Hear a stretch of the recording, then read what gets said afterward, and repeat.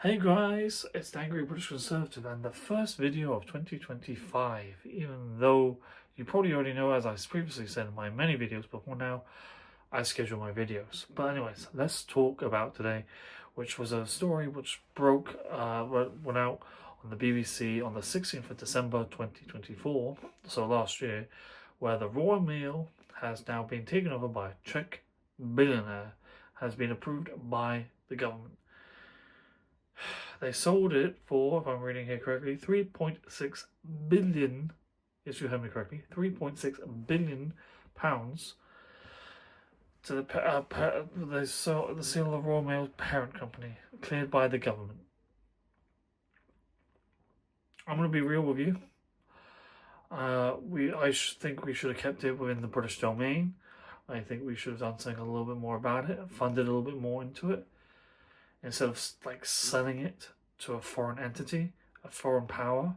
Well, not just, you know, I mean, I never will agree with Keir Starmer ever on anything. Really, he's just full on left wing, and if you don't know by now, I do not adopt those policies, so I won't agree with anything.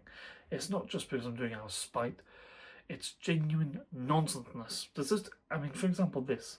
The Royal Mail, did it have to be sold to this guy from where is it? Czech. Did it have to be?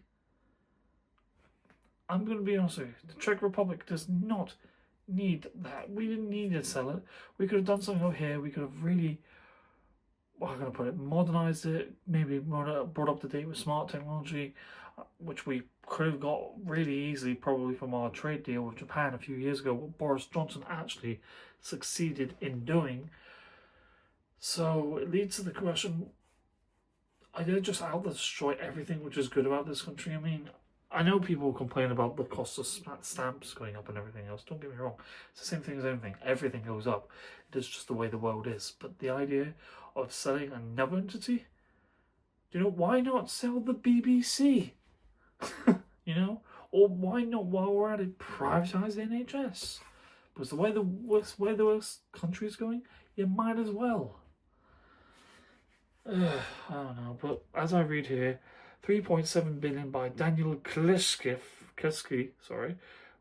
ED Group, has been given the go-ahead after agreeing legally binding undertakings. Now, don't get me wrong though. Here's the thing: the government says here will retain so-called golden share that will require it to approve of any major changes to the Royal Mail ownership, like Royal Mail's ownership, headquarters location, and tax residency.